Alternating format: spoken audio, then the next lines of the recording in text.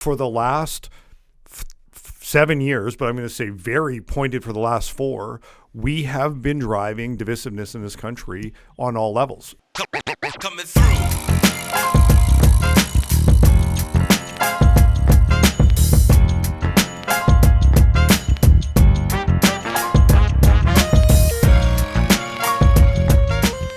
Okay, here we are, Rick Maddison, 1 foot off center. As always, pleasure, just a pleasure. Thanks for Jeff dressing Cox. up.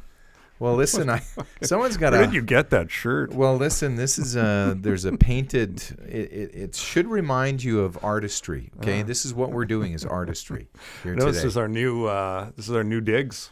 Yes, Yeah. Love the wallpaper. It's like a V and a W that are having some intercourse or something. Love to say I hung it myself, but it's not true. So It's tougher to do. oh yeah, I'm Like very wallpaper aware. has broken up more families.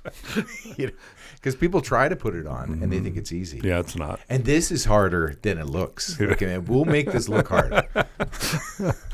Okay, so I want to, there's a whole bunch of areas I want to go down just because we have so much fun chatting about it. But there's a term coming out of the States, and I've heard it a few times in different news programs. You're probably more familiar with it, but political sectarianism. Right? Yeah. And again, it's becoming more well known. It's becoming more pronounced. In your eyes, are we starting to follow, because Canada follows the U.S. model for some reason, are we starting to get into that realm with Canadian politics? Yes, specifically, I believe it's the Liberal push right now. So the idea behind political sectarianism was really 3 points, right? So this idea of othering, so separating the gap, right? The other parts of it is like things like aversion. Just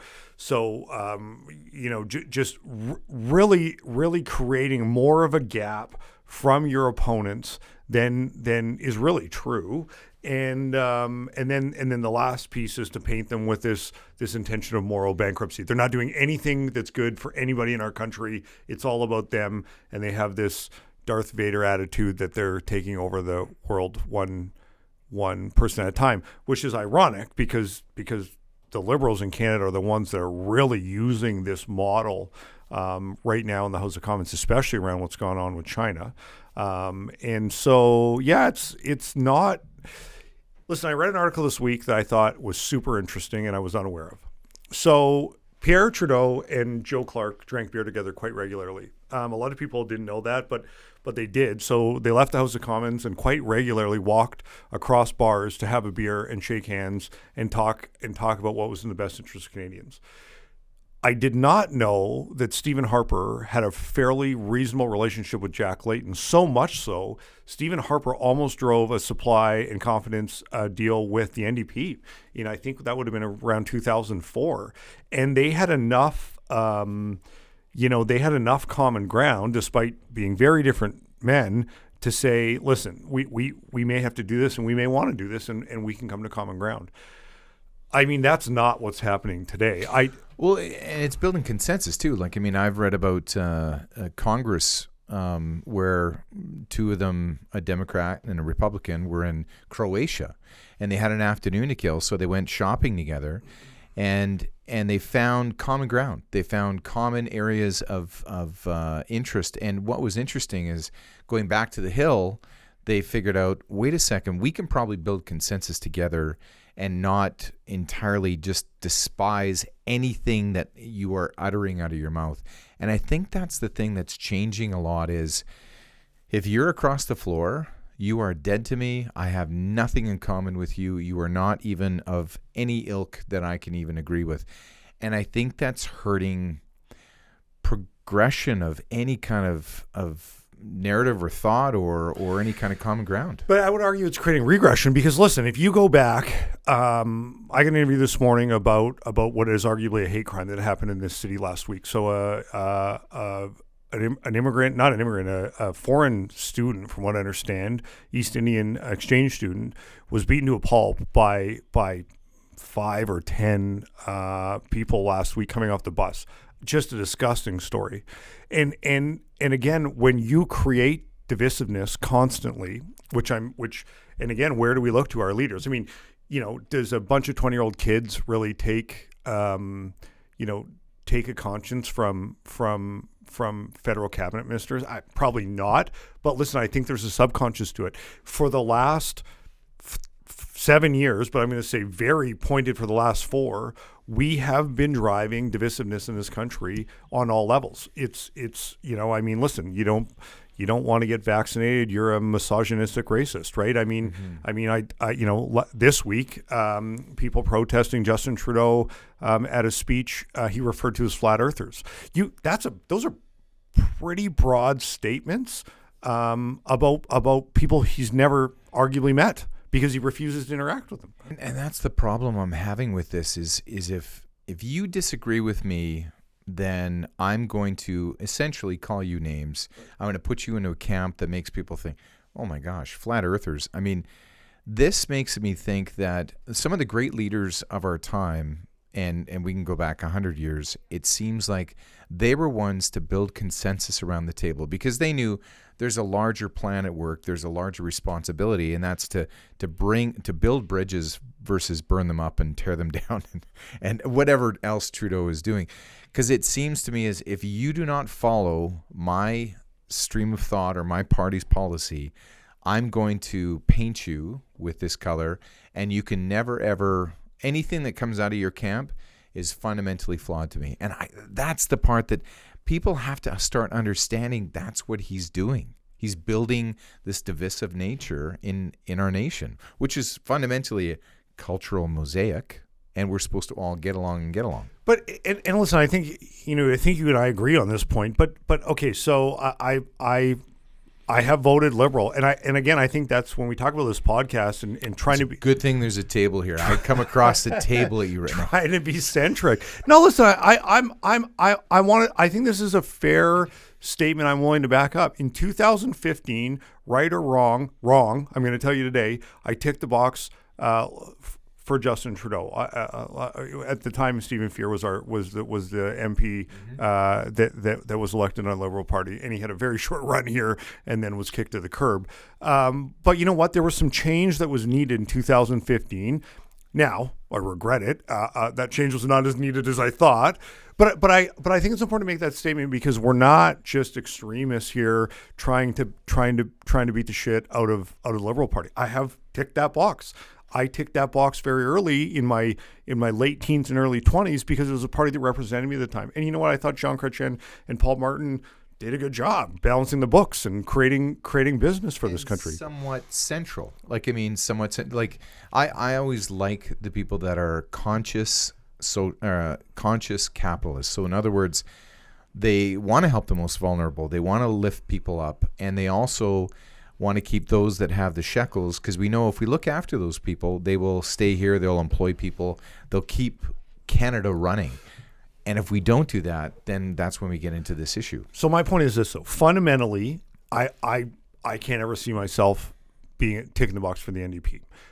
But I also fundamentally understand what the NDP used to represent. Okay? It was a group of workers that were typically blue collar.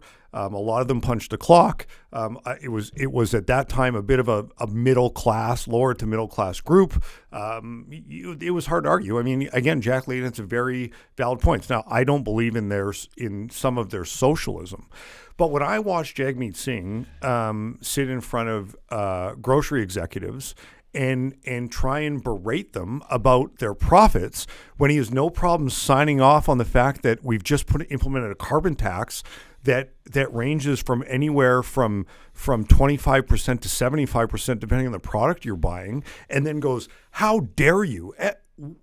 How dare you? Right? Like that's the part where I start to lose hope and go, I mean, one, he's not very bright. I mean, listen, Evan Solomon had to correct him on how many people live in Canada. That actually happened. No, this is true. He said, well, we're representing the 28 million people in Canada. Deadpan, it was not a mistake. And Evan Solomon goes, so for the record, 38 million people live here now. Come on, he's not a bright guy, but he blinked. Yeah, it's insanity. What he's doing is not what the New Democratic Party represents. I hadn't noticed that he will go after the corporate culture, because he says, I'm going to build this this working public, and they're going to rise up against these corporations. And he tries to do that so many times. And I'm getting sick of it because the corporations are going, who are you? And what are you trying to, like, there is so many policies that you have spoken about and endorsed that fundamentally screw up all these common people that you keep talking about. And the corporations are going, okay, we're an easy target. I get that. And oil companies to the grocery, but he keeps trying to swing this whole narrative towards the corporations. And where has that ever gotten you? Where on earth has that ever gotten you? Right. We need the goods that they are creating. Baby formula, one of them right now. And there's a whole bunch of other products and services that we fundamentally need. So if we keep having these leaders, even though he's, on the cusp of having any seats, I still don't understand why he keeps trying to level his aim at these corporations. It doesn't help us. It doesn't build any momentum. There's no traction whatsoever, and nobody's following that call. Right. And I'm with you. And that's where we've lost sight, and we're down a bit of a rabbit hole here, but this is the challenge, right? Like when parties are not representing what they're set out to do, and again, for a Liberal Party that was going to have sunny ways and was going to have transparency, the exact opposite has happened. In fact, I would suggest we've just gone through the worst period of time for women in politics, for transparency. We've had ethics violation after ethics violation. I mean, this is not, and again, they still stand up there and go, my body, my choice. And okay, well, listen, most of us are on that page, for the record. Like, just because you may tick the box for conservative doesn't mean that you're anti-abortion. But they do a phenomenal job painting anybody that may have a foot inside the Conservative Party as some bigot, white male that is against abortion and is evangelical, and like it's just not true. In fact, it's not even remotely close to true of the representation today. I'm not sure it was ever the representation. I don't think it was either. But they've done a hell of a job promoting it, right? But there's one thing that I keep going back to whenever I see question period, and whenever I see a direct question, yes or no, and this is something Pierre Poilievre does very well. Yes or no, have you increased the cost for Canadians? Yes or no? And he keeps saying that, yes or no. And then I swear, and I hope a skit comes out of this at some point on Canadian television where, so sir, what color is your lawn on your property? Green or brown? Go. It's interesting you talk about grass when we're talking a lot about earth and air and the budget cuts, and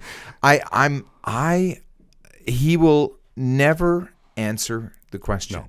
And I wonder if, again, and this is I always keep going back to this, but I wonder when that silent majority Canadians go, hey, wait a second, he never actually does answer the questions. Because he knows if he even tries to answer that, you know what? Admittedly, I did goof there. I'm really sorry about that. He never answers the question, and he deflects better than anyone. Like in a sword fight, he's parrying. Actually, he leaves the arena and does something else. Teflon dog. And that's what I'm getting to. But listen, I think there's a couple things. One, I think less than 1% of the population tune into question period on a regular basis. I think that's number one challenge. Two, I think most of it has been written off to absolute crap theater that we get sound bites from. I mean, you're right. I mean, for most political junkies, Pierre has become the Dave Chappelle of the House of Commons. I mean, I watch as many clips of Pierre berating someone, and it's hilarious. Not resonating with a certain group of people in Canada, for the record, which we'll talk to. Yeah. But I mean that's my favorite part of the day is who Pierre took apart and put back together in question period, and then the ones that just can't even stand on their own 2 feet. You're right. The Prime Minister does a hell of a job. I mean, it's amazing he can deflect with the face that he does. I've never seen a liar like that. And I wonder too, and this is jumping ahead a bit, but I wonder too sometimes that if that is helping or hurting Pierre Poilievre's campaign when he does do such a great job at really going after the issues at hand and being very good at at dismantling any argument that Trudeau would have. And I wonder if that sometimes doesn't, again, I don't think it helps him, because people keep calling him an attack dog, and I think that's starting to hurt him. Okay, but let's go there now. So I mean, lots of press this week about where the Conservatives stand if an election were to be called, because I think most Canadians, A, want election, and B, think one's coming with everything that's going on right now with China. So he's not resonating specifically with women, and ironically, a group, so in a category of men under the age of 35, he's won them over. It's 47% are willing to vote Conservative. That's unheard of. But that gap is not there. The gap between the men and women has never been greater in that camp. So it's almost the opposite. 47% of women in that under 35 category are leaning towards the NDP. And if you go into the older demographics, it's still very much follows those lines. He's winning men left and right. In fact, if only men voted, it would be a Conservative landslide. But if only women voted, it would actually be it appears to be an NDP landslide. So what's happened? Why? That is the great question right now. Is why is he not connecting to women? And the other part is, and you and I have talked about the fact that the Liberal platform has scooped up a lot of the NDP platform, and towards climate change and really fundamentally everybody gets something and attack corporations and all the NDP policies. And again, that's probably why they hold so few seats, is because the Liberals have said, I'm going to take different aspects of that, your power base, and I'm going to use it towards our campaign and talk a lot about your platform. And that's why right now it makes so much sense for the NDP and the Liberals to be together, is because that's almost the same party. In the minds of a lot of voters, it is. That's why I find it surprising that the amount of women are saying NDP, because it's not Justin, but I still like what they say. And I'm wondering what they're speaking to that makes that resonate so loudly with the women. Because I think women are looking at the Trudeau government going corrupt, poor decision-making, fundamentally hurting all Canadians with inflation, carbon tax. Like, there's so many things that we could, like, if I had a gun, I'm shooting at his aircraft and it's getting riddled with bullets. But I don't know. You're suggesting that the NDP are saying something that's attracting women to them, which probably could be the case, and it's a valid point. I didn't actually think of it that way. I'm looking at it saying, what is Pierre doing to turn women off? Because that is actually how the articles are being spun, right? Is that he's not connecting to women. And you're right. Maybe the answer is that there's more connection, although I find it hard to believe. When I look at it, I think Pierre comes across a little bit as a bit of a bully. He's kind of the geek bully, the popular geek bully, and I don't think that's true. I think, we've talked about this. I don't think if I were running that camp, I would be doing a few things. One, I would be talking about who Pierre is. So raised by two teachers in Calgary, yet fluent in both languages, married an immigrant. She's got a hell of a story. When you listen to her talk about landing here and the work that her parents did, just so they could eat in early days, and where she's come from. I mean, as Pierre said in when he won, my family story is complicated. Start telling it. To me, that he is not a Laurentian elite who was born and raised in Ottawa and never worked a day in his life and spent the summers at the Rideau Cottage. Like, he's not. So why? Because to me, that's what resonates with women. If my mom hears that story, I think my mom goes, oh, and we come back to it. Maybe I'm a lot more alike with this. Maybe my values are as aligned with this person as I think. Because we all feel like we're complicated.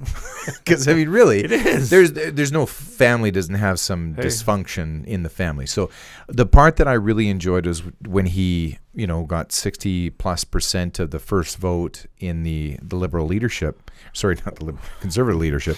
He brought his wife up first. Yep. And I found that to be refreshing because he's like, literally, my success is part and parcel with her. And the fact that she spoke eloquently, articulately, and you could tell that they fundamentally enjoy each other. I don't think that's just for the cameras. No, I agree. And I think the other part of this that I think is why it might be resonating with voters is Singh is doing something that has to be done before an election, which is separate from the party so they're with the Liberals right now.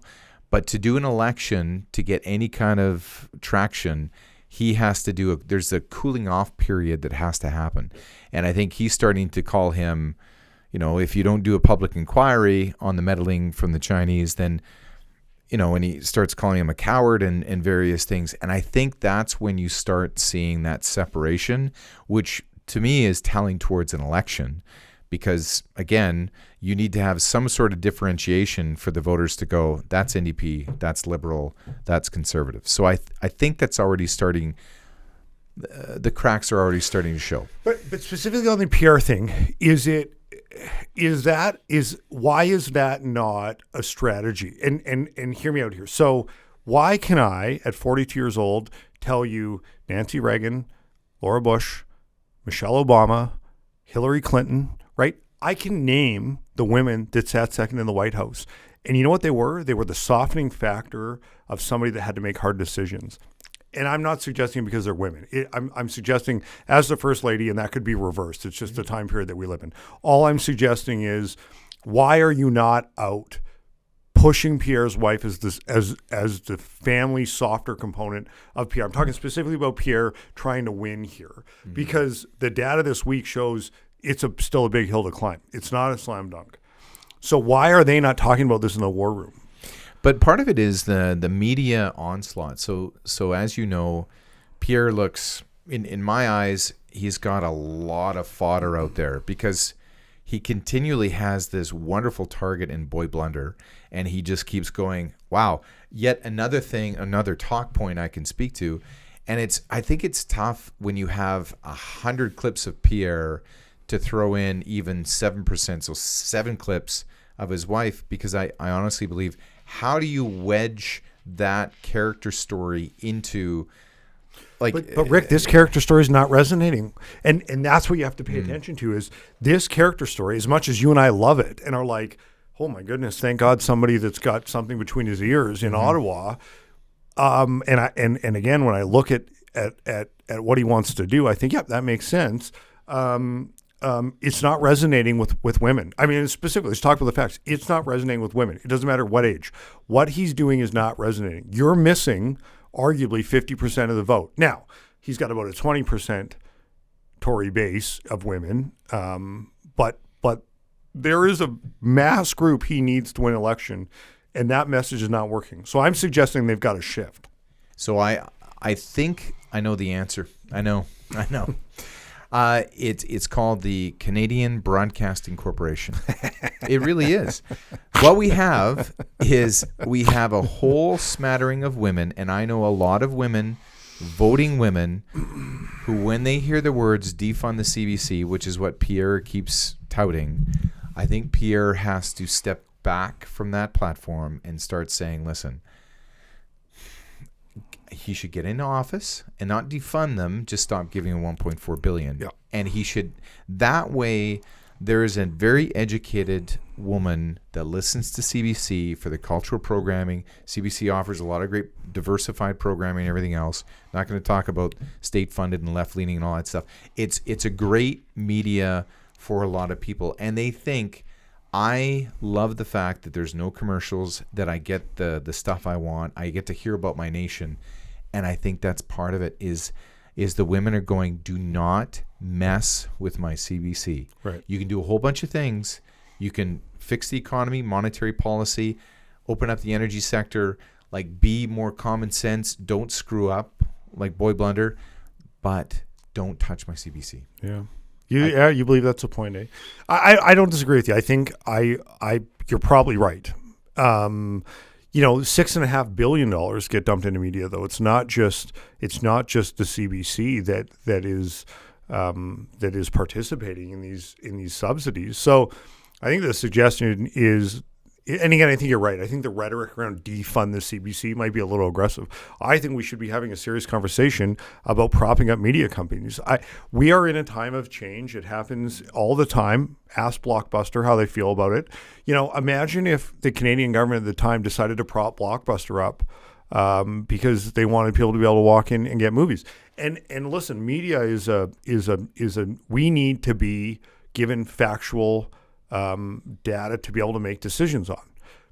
Now, my argument about this is I don't think we're getting factual data from these media outlets because they're being swayed by the people that are essentially funding them, and they're living that fear that if they don't stay in power, that funding is going to go away. I do think you're right, though. That, he probably is too harsh on the defund the CBC component, despite lots of us believing. And again, 4 years ago, for sure 8 years ago, I would have been leery. I would have said, CBC has a place. And I did believe that up until the last 24 months. I mean, really what went on with the Freedom Convoy and the reporting that went on was the end for me. And I just said, wow, this is insane. Because they were outright lying. It's just, they were outright lying. And for me, the media is an interesting word because it means that it's, it's a mirror to society. It's reporting and giving you information that you might not otherwise have in a way that's hopefully non-biased and not subjective. It's objective. Now, as soon as I write a check to you and say, can you report the news? Oh, and that story about me, let's just push that to the third page. Maybe don't even publish it. You don't fundamentally have a media that you can trust that's going to be, now don't get me wrong, a lot of media, even supposedly, because in my broadcast journalism days, an instructor once told me, all news is biased, it's just the level. I would agree with that. And so, but as soon as I write a check, it is completely creating a false sense of pretense to my listener, viewer, what have you, that I'm going to objectively report on what I've seen. Mm-hmm. Now, it's going through my set of experiences and everything else, but I'm going to have a flaw in there, which is I have a benefactor who I have to protect, because if that check is going to keep coming, I cannot attack them. Right. That is no longer news. That's no longer media. That is state-funded propaganda, and that's all that is. I know. It is.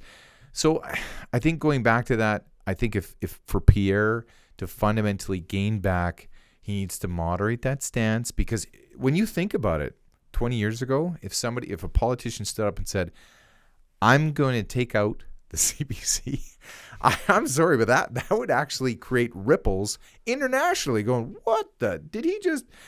I just think that he has to step back and say, listen, we're going to look at everything and we're going to see if it fits. We're going to look after the budget. This prime minister, the previous one, did not, but we're going to start looking at the monetary policy. That's all we're going to do. That means he has freedom versus, because I think his people that are going to rally behind Pierre are going, I'm already in your camp. You don't have to push this agenda anymore. Mm-hmm. I don't think so. So, and again, Stephen Harper has become he's literally become Jesus inside the Conservatives, right? It's a mythical figure. Remember the days of Stephen Harper? It's like the deity. Yeah, totally. So, he came out this week and said Pierre's job is to hold the government to account. It's not to win the next election, and he needs to focus on that. Now, he wasn't critical of Pierre. I think he took a little bit of a shot at him, and Pierre was the first candidate that Stevens endorsed since he left office, which speaks for itself. But I found that an interesting statement this week to say that Pierre's job today is to hold the government to account. His job is not to start trying to win and prove what he would do if he were to be prime minister. And he went into a little more detail and pretty much said, I don't want him. I think the conversation went along of like, what would Pierre do for if in this scenario, and Mr. Harper just dialed it back and said, I actually would not encourage Pierre to talk about what he would do if he's prime minister. Pierre's job today, he has one job, and that's to hold this government to account. But what's interesting though is So we have this this inquiry, and who does he tap to lead the inquiry? David Johnston. That to me, if anybody doesn't know, I mean, it's bizarre. That's like going over to my nephew and saying, "Hey, you want to do a very telling inquiry into me with all the connections in place?" So, but again, very important people. I agree with you, but I read an article this week that said David Johnston is unimpeachable, and I would agree. Listen, his record is squeaky clean, and it has been bipartisan. So Stephen Harper has thought very highly of David Johnston over the years and appointed him to do a number of things, and he's held a number of very high jobs in our political system. But what moron appoints somebody that you grew up beside, went on family ski trips with, and dated his daughter or whatever went down there, and said, "Yeah, this is the guy that's going to make sure that we're on side." What the are you going to be kidding me? This is not about David Johnston. In my eyes, David Johnston should have said, "I'm not interested." But maybe he's got a different take. I don't know the man. He's got a pretty good record. But if I was him, I would have closed the door and said, "Justin, probably not the best idea." But it goes back to optics. So if I'm mayor of a city and I need I need a fence built, and I use the same contractor that the city uses to do all of its infrastructure, I know I'm paying retail rate for that fence. Mm-hmm. But if anybody hears about that same contractor that also works for the city that is going to build my fence, all of a sudden, just pure optics, that means that there's some collusion, there's some money that we don't even know about. That's like, it just opens up a whole can of worms. And I think that's that flawed thinking that we have to start thinking about. As we have a flawed thinker who has the top office. Right. Prime Minister's office has a lot of powers that a lot of other G7 nations do not. And he is running it like, I would say, a frat house. Right. Like just whoever, like you guys, you need to bring in your bid at 24,900 so it doesn't open up other bids. Right. Like that's the kind of stuff that we're doing. Optics. Yeah, like, if you were the mayor of a town in Western Canada and you lived in a lakefront house that you can't afford that happens to be owned by a developer in the city, that would be a stupid move. Let's just say. Let's just hypothetically say that like happens. I'm just throwing that. Yeah. Right? I'm not saying, but I'm saying. So things to consider. I mean, we're not saying, but I think that fundamentally you have someone who just doesn't seem to want to. He's arrogant enough, and I think that's why I think an election could be called in the next year. Yep. Is because he thinks, you know what, it's mine to win. If you can't win after writing all those checks to the one-time only COVID payment to the seniors who are very good at voting, and you still can't bring in a majority government, you're not a very good PM. So I mean, going back some time, I made a statement that this has got to come to an end at some point.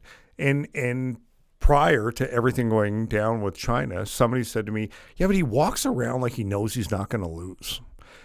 And I mean, that's, again, I don't want to get a little conspiracy here, but like looking back now, 3 months later, I'm like, maybe he did know that he wasn't going to lose, right? And again, there's been lots of people that have gone out and said that have been very public about the Chinese interference and said we don't believe it would have it actually affected the outcome of the election. All that being said, it's still being meddled in multiple levels. This is the other piece I don't understand. Brian Lilly talked about this morning when I was listening to him. He was saying, listen, what doesn't add up is this was not just a Liberal issue. It's in fact, we're now recognizing it was being done at provincial and at municipal levels across the country. And also, even at the federal level, it wasn't just Conservatives, although we don't know the 11 because the government won't tell us anything. But there's enough data to say this was not just specifics to the Liberals. It was the Prime Minister that's made this into a Liberal issue. And again, we need some honest truth, and I think this is the line where Canadians will have enough. You can funnel money and cover up disgusting things with SNC-Lavalin. You can fire an Indigenous cabinet minister in Jody Wilson-Raybould. You can degrade Jane Philpott. You can do a number of things, and Canada's willing to turn a blind eye. But I really think that this is the one where they go, no, I think this is it. I really think we will look around and go, meddle, like outside meddling in a democratic election is the place we're going to draw the line. I hope they do anyway. So. Yeah, but then you're just a flat earther. He did that. Man, I read the article and went, this isn't real. And then I went and watched the video because I was like, and he went on this diatribe. So you could hear them protesting, right? And then he just goes on this, it's people that don't believe in science and they're flat earthers. And I was like, what? This Kim Jong-un of Canada? Like, I was like, what is this? What am I listening to? He can be a moron, and we can think that of him. But maybe, just maybe, if you peel back the layers, you have a political strategist of just infinite wisdom that he goes, okay, if I'm wrong on all these fronts, here's what you do, is you paint them with this brush, and then they never bother you again. Like he's funded media.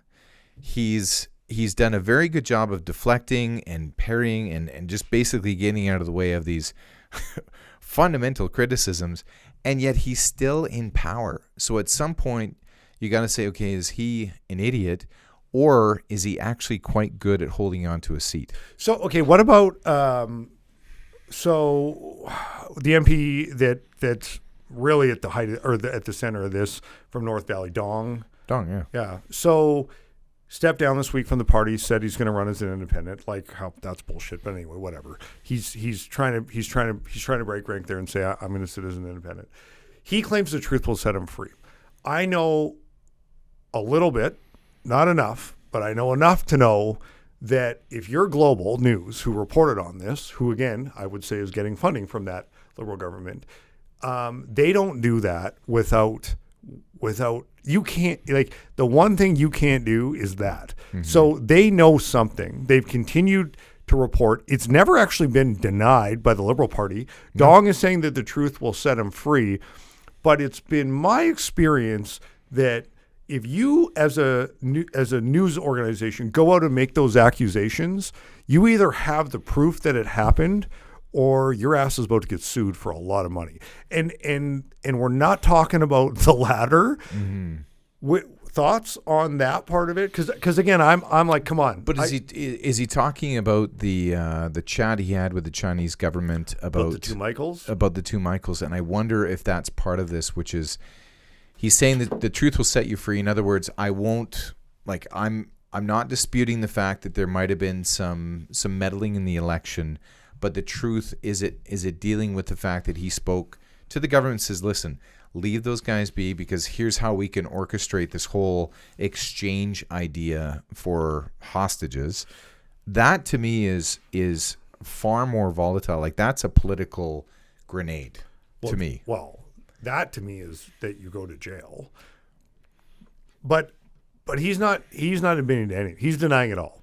He's denying any relationship with China. He's denying that they helped get him elected by bussing in seniors and foreign exchange with the students. name written on their forearm. Correct. He is denying that he told the Chinese government through the consulate in Canada that they should keep the two Michaels for the time being, because if they were released right now, it would help the Conservatives. And then you look at the timing of it and go, they got released right after, like literally 2 days after the federal election results came out.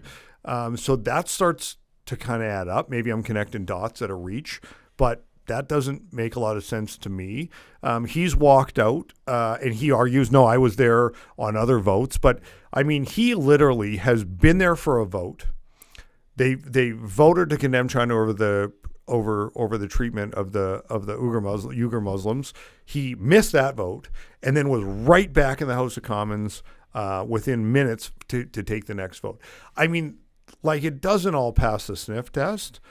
And listen, there should be due process on this, and I think we got to walk a very fine line right now of segregating visible minorities within the. I mean, listen, there has been, and I believe this to be sincere, Chinese Canadians have said since COVID and since the release where it was tracked back to Wuhan, things have been a lot tougher, and I don't doubt it. And I'm not dismissing that. And I think we got to be very careful because I think this is just going to pile it on. So but if this is true, that's not a pain of all Chinese people. It's this man, and this is where we've got to start going in life, is holding the people that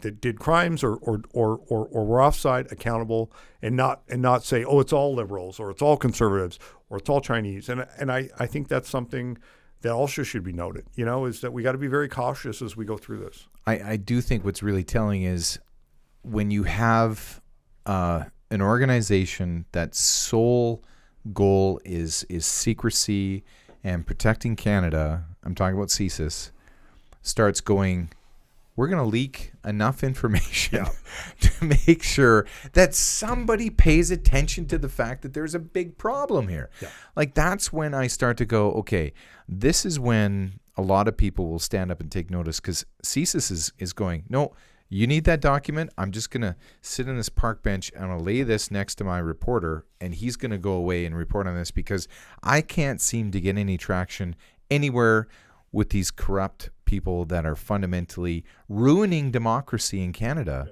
And when people start drilling down into democracy, I mean, you are going after the very foundation of what democracy is all about. Meddling is tearing down that democracy. So I don't like it when CSIS is pushed to such the brink that they finally have to go, listen, we have to release some information. So Uncle Joe's in Ottawa this week doing the Alzheimer's shuffle into 24 Sussex. Listen, I think Donald Trump is disgusting, but Joe Biden is not much better. Joe's shaking hands with people that aren't there. Right. It's bizarre. But that being said, again, when you start to as you step back, for people that follow politics closely, and you start to realize what's going on with the influence of China in Canada on many levels. Like, listen, we've identified in the last 6 months that there's Chinese police stations inside Canada that the RCMP have just started to identify and start to track, right? So we are being locked out of Five Eyes. We're not being considered like we were the influence in the G7. This week alone, I think Australia, England, and the U.S. got together to talk about things that they're going to do moving forward with national security. We weren't there. Is that directly related to what's going on, and are they aware through security agencies that share data that we're a bag of hammers? Like, or is it pure fluke, or is it not connected on? I'm being serious. Like, is there something there? So I think bringing forward a sports metaphor, as much as I hate to do that, but sometimes you have GMs that run teams and they go into the last part of their contract, the last year. Fundamentally, they're a lame duck. Like, you can't even deal with them because you know that they're not going to be there the next year. I wonder if the other countries have figured out this leader is not going to be there, and so we don't need to waste our time building connections, engaging with him, because we don't think he's actually going to be part in any kind of material person that we need to know or like or even deal with, because he won't be there. So I think fundamentally they've kind of said, you're working without a contract, and I don't think we need to talk to you anymore.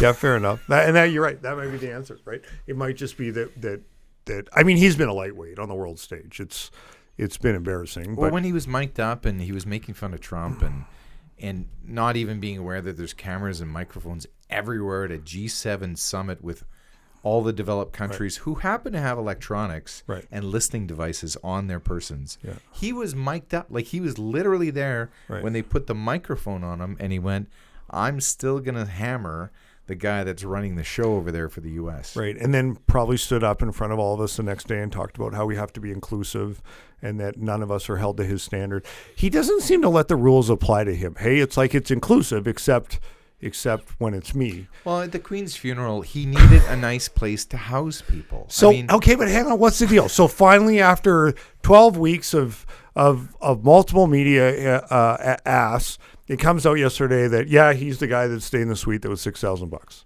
Mm-hmm. Like I didn't even know what to do with it. I was like, well, we all knew it. But it was almost anticlimactic. I'm like, it's almost like they were like, well, everybody knows now, so just tell them. Yeah, it was him. Yeah. But the trouble I'm having is this is the file we're on. Right. The file is now starting to tip over. Like, the filing cabinet is so heavy, it's actually imploded into itself because there's so many files that we're dealing with. What about the hotel that they paid for the entire hotel to look after COVID travelers that were testing positive or waiting for test results? Right. So they decide not on like the Motel 8, it's the Sheraton for proximity, and I get all that, but the fact that those bills are starting to pile up and egregious judgment calls across the board, the $15 or $14 billion that is lost payments that we're not going to get back because, you know what, that's in the ether. Who cares? But Rick, on the hotels alone, and there was multiple located across Canada, Calgary specifically, I can talk to the Westin in Calgary, the night per stay, depending on the year, and because it was over a 2-year period, ranges from $15,000 per person to $77,000. That is what the hotel billed in the end. Now, that was not the parameters of the contract. Hey, every time you got somebody in here, it's $15,000. It was this complex. We're gonna essentially lease your hotel for this period of time, and that's what the number worked out to. $15,000 in 2020, I believe, late 2020, maybe early 2021. And then egregiously increased to $77,000 in whatever the next break was. I mean, that's insanity. But is it though? If you're used to that kind of hotel, but here, yeah, 77 seems like kind of a budget. A conservative MP lost her seat over an $18 glass of orange juice a decade ago. It's ridiculous. Okay, he rolls in some different circles, as you know. I know, that private plane does not fuel itself. You know what I mean? That thing runs on fairy dust. And that's the part. I think this is where we go all the time, and like this is the struggle. Is like this is insanity. It's insanity. I wake up every morning and think, what's the insanity today? Right, like. Well, remember during the Trump years when you could almost say American politics was like a roller coaster and the Canadian politics was like this kiddie ride? Yeah. Well, I think we're starting to see a real big theme park here, which is idiots. Yeah. So I'm starting to go, this is where we start to get into finding out more households, because you can't stop this absolute beer truck careening out of control, hitting lampposts, hitting cars, hitting pedestrians, without some people going, wait a second, is there a driver there? You know, I wonder if we're not getting into that, and where more households are starting to pay attention and going, I'm not just going to blindly vote Liberal. I'm going to start actually diving deep. How can you not start seeing some of the headlines? Mm-hmm. Like, there's quite a few when you start thinking about it, when you build a whole show around it. Well, and you know what? Here's the thing. I was just, as you were saying that, I'm like, here's the irony is like, we're here, 1 foot off center was this idea that somebody has to start, regular people have to start having real conversations about what's going on. And maybe we should be grateful for Justin Trudeau. It's driven us to set this up and start having these conversations. So, and that part, I guess I'm excited about. I will say this, listen, change is inevitable in a democracy, so it will happen, I hope, if we still live in a democracy in the coming years. But if we do, there will be change. I hope this show continues to run through those times.